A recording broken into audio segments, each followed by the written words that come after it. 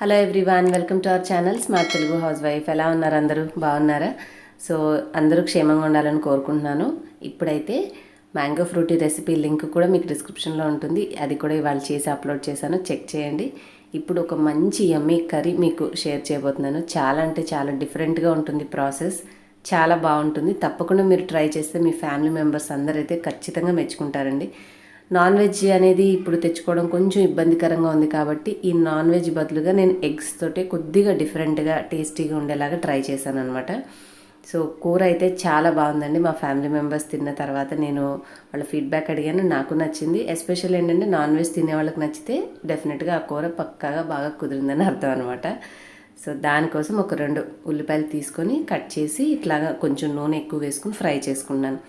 మరీ deep fry లాగా అవసరం లేదు. మనకి ఉల్లిపాయలు కాస్త మగ్గి గోల్డెన్ కలర్కి వచ్చే వరకు వేయించుకొని మనము పక్కకు పెట్టుకోవాలి. ఉల్లిపాయ ఏంటంటే మనం పేస్ట్ చేసుకుని కూరలో వేసుకుంటామండి. దీనివల్ల మంచి ఫ్లేవర్ వస్తుంది కర్రీకి. మీరు పచ్చి ఉల్లిపాయలు గ్రైండ్ చేసుకుని వేసుకుంటే కర్రీ అనేది ఒక డిఫరెంట్ స్టైల్లో వస్తుంది. ఇలా చేసి వేసుకుంటే కొంచెం డిఫరెంట్ స్టైల్. ఏంటంటే మసాలా కర్రీస్ చేసేటప్పుడు ఎప్పుడు సేమ్ రొటీన్ చేస్తూ ఉంటే మనకి కూరల్లో రుచి తేడా అనేది తెలియదు. సో ఆ డిఫరెంట్ టేస్ట్ మనం చేయాలి అంటే ఇట్లాంటి చిన్న చిన్న ఆల్టరేషన్స్ అనేవి చేస్తూ ఉంటే ఖచ్చితంగా టేస్ట్ అనేది డిఫరెన్స్ తెలుస్తుంది. సో దానికోసం నేను ఇవాళ ఉల్లిపాయలను అయితే ఫ్రై చేస్తున్నాను. ఇవి మగ్గే వరకు మనం వెయిట్ చేయాలి. ఈ ప్రాసెస్ చేసే లోపల నేను ఎగ్స్ అనేవి మంచిగా వాష్ చేసి వాటిని నీళ్ళల్లో వేసి ఉడికించుకున్నాను. ఆ తర్వాత టమాటాలు కట్ చేసి పక్కన పెట్టుకోవడానికి వాటిని రెడీ చేసుకున్నాను. అలాగే గుడ్లు కూడా పైన ఉన్న పొట్టు తీసేసి 2 ముక్కలుగా కట్ చేసి పక్కన పెట్టుకున్నాను. సో ఈ ఉల్లిపాయలు అనేవి నిదానంగా మగ్గుతూ ఉంటాయి కాబట్టి నేను ఈ లోపల సైమిల్టేనియస్గా ఈ వర్క్స్ అన్నీ చేసేసుకున్నానండి. ఇవన్నీ కూడా మళ్ళీ చూపించడానికి ఏంటంటే మనకి కెమెరాతో ఇబ్బంది కదా. సో ఆ పనులన్నీ కూడా చేసేసి పక్కన పెట్టేసుకున్నాను. ఇప్పుడు మనకి ఇలాగా ఉల్లిపాయలు గోల్డెన్ కలర్కి వస్తున్నాయి అనుకున్నప్పుడు ఇక తీసేసుకోవాలి. ఇదే నూనెను మనం కూరకు ఉపయోగించుకుంటాం. దీంట్లో మసాలా కర్రీస్ అంటేనే చెక్క, లవంగ, యాలకులు, జీలకర్ర బదులుగా షాజీరా వేసుకోవాలి. జీలకర్ర నార్మల్ స్మెల్ ఉంటుంది, షాజీరా మంచి సుగంధమైన వాసన ఉంటుందండి. సో వీటి వల్ల ఏంటంటే కర్రీ అనేది మంచి ఫ్లేవర్ వస్తుంది. సో నేను ఇవన్నీ కూడా వేసేసుకుంటున్నాను మసాలా దినుసులు. మీకు నచ్చితే ఒక బిర్యానీ ఆకు కూడా వేసుకోవచ్చు, దాని నుంచి వచ్చే ఫ్లేవర్ కూడా బాగుంటుంది. బట్ నేను ఎందుకులే అవసరం లేదని చెప్పేసి వేసుకోలేదు. సో ముందు ఇవన్నీ వేసుకుని దీంట్లోకి ఆల్రెడీ ఉల్లిపాయలు మనం వేయించేసి పక్కన పెట్టుకున్నాం కాబట్టి నేను టమాటాలు కట్ చేసేసుకుంటున్నాను. ఈ టమాటాలు కూడా ఒక 2 అయితే సరిపోతాయండి. మీరు ఎక్కువ మంది ఉన్నారు, ఎక్కువ గ్రేవీ కావాలి అంటే ఉల్లిపాయలు ఎక్కువగా ఫ్రై చేసుకోండి, టమాటాలు ఎక్కువగా కట్ చేసుకోండి. ఈ 2 ఐటమ్స్ వల్లే మనకి గ్రేవీ అనేది పెరుగుతుంది.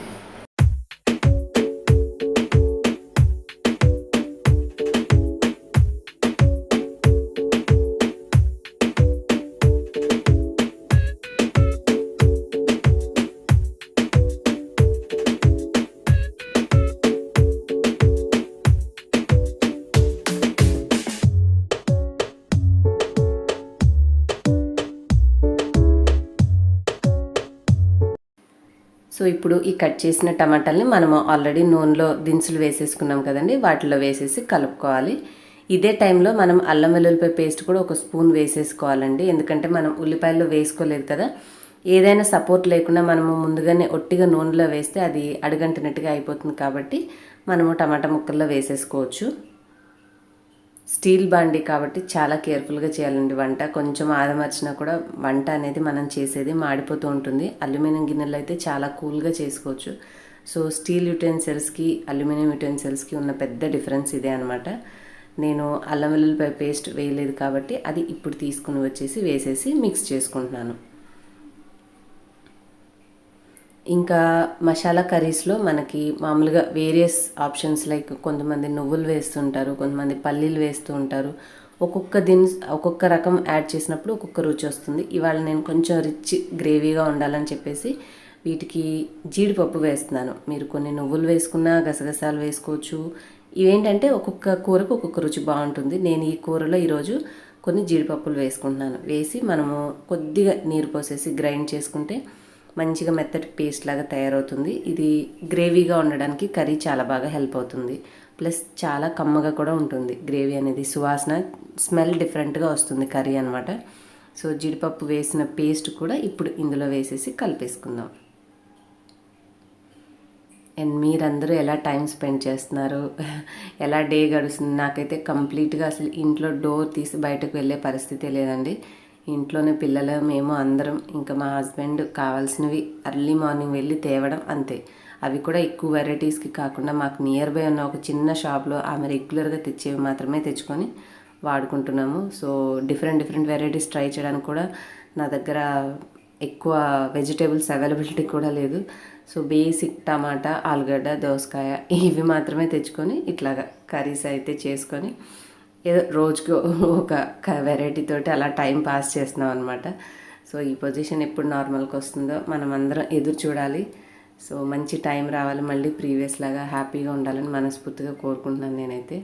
సో ఇప్పుడు చూసారు కదా మన థిక్ పేస్ట్ అది తయారు చేసుకుని వేసాక ఎంత గుజ్జుగా తయారైందో. ఇందులో ఇప్పుడు పసుపు, ఉప్పు, కారం, ధనియాల పొడి, అలాగే గరం మసాలా ఇవన్నీ వేసేసి కలుపుకుంటే స్పైసెస్ అన్నీ కూడా ఈ మసాలాలో మంచిగా కలిసిపోతాయి.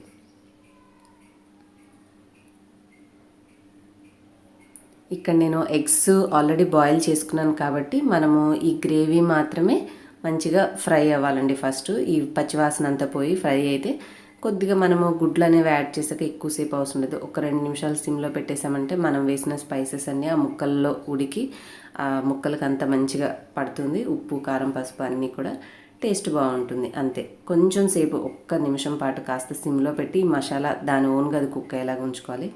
నేను ఆల్రెడీ కట్ చేసి మీకు చూపిస్తున్నాను. సో ఇవి రెడీ అయిపోయిన తర్వాత జాగ్రత్తగా ఇప్పుడు గ్రేవీ బాగా చిక్కగా ఉంది కాబట్టి మనకి ఎంత గుజ్జుగా ఉండాలి అనే దాన్ని బట్టి వాటర్ అనేది కలుపుకోవాలి. చాలా బాగుందండి టేస్ట్ అయితే. మీకు నేను ఇంకా ఇదే కర్రీని కాస్త ఇంకా ఎక్కువ ఆయిల్ వేసి చేస్తుంటే ఇంకా చాలా కలర్ఫుల్గా, కారం ఎక్కువ వేస్తుంటే ఇంకా బ్రైట్గా బాగుండేది. ఓన్లీ థింగ్ ఆయిల్ ఎక్కువ వేయడం అది కొంచెం తగ్గిస్తే, కారం ఏంటంటే ఇప్పుడు సమ్మర్ కాబట్టి ఇంకా ఎక్కువ కారం వేసుకుంటే అది కొద్దిగా మనకి బాడీ హీట్ ప్రాబ్లం కదా. ఇప్పుడున్న లాక్డౌన్ సిచ్యువేషన్లో హెల్త్ని ఎంత జాగ్రత్తగా కాపాడుకుంటే అంత బెటర్ అనమాట. సో అందుకని ఛాన్స్ తీసుకోలేదు, కారం ఎక్కువ వేయకుండా కొంచెం లైట్గా వేశాను. మీరు కావాలంటే మరింత కారం వేసుకోవచ్చు అందులో బాగానే ఉంటుందన్నమాట. అంటే ఇంకా కాస్త కలర్ఫుల్గా బ్రైట్గా ఉంటుంది కారం ఎక్కువ వేయడం వల్ల. మసాలా కర్రీ కాబట్టి టేస్ట్ కూడా బాగుంటుంది. ఇంక ఇప్పుడు జాగ్రత్తగా మనం గుడ్లను ఇందులో వేసేసి కొద్దిగా లైట్గా అట్లా కలిపేసేసి మూత పెట్టేస్తే 2 నుంచి 3 నిమిషాలు సిమ్లో ఉంచేసామంటే మనకి మిశ్రమం అంతా కూడా గుడ్లు చక్కగా ఉడికి కమ్మగా కర్రీ అనేది చాలా బాగా ఎంజాయ్ చేయొచ్చు మీరు. సో ఈ లాక్డౌన్లో తప్పకుండా కేవలం మన ఇంట్లో ఉన్న ఉల్లిపాయ, టమాటా, గుడ్డుతోటే ఎంత అద్భుతంగా కర్రీ చేసుకోవచ్చో మీరు వండిన తర్వాత టేస్ట్ చూసి తప్పకుండా నాతో కామెంట్స్లో చెప్పండి. అండ్ ఒక 2-3 డేస్ నుంచి నేను బ్లాగ్స్ వేయకపోవడం వల్ల ఈ మన సబ్స్క్రైబర్స్ పంపించిన పిక్స్ చాలా పెండింగ్ ఉండిపోయినాయండి. సో అవన్నీ కూడా చివరిలో నేను యాడ్ చేశాను. ఒకవేళ అంటే కొన్ని స్క్రీన్ షాట్స్ ఎక్కడన్నా మిస్ అయితే దయచేసి ఎవరేమనుకోద్దు. మ్యాక్సిమం గుర్తుపెట్టుకుని అన్నిటిని కూడా తీసుకున్నాను. ఫైనల్గా మన కర్రీ రెడీ అయిపోయింది, చూసారు కదా. హ్యాపీగా ఎంజాయ్ చేయొచ్చు. కొత్తిమీర లేదు అందుకనే వేయలేదు. సో చివరిగా కొంచెం కొత్తిమీర వేసుకుంటే కర్రీ అనేది పర్ఫెక్ట్గా రెడీ అయిపోతుంది. అండ్ ఇప్పుడు ఆ పిక్స్ వస్తాయి, చూసేసేయండి. మరి ఈ వ్లాగ్ నచ్చితే లైక్ చేసి షేర్ చేయండి. అలాగే మీరు కొత్త వాళ్ళైతే సబ్స్క్రైబ్ చేసుకోండి. నెక్స్ట్ వీడియోలో కలుస్తాను. So continue the vlog.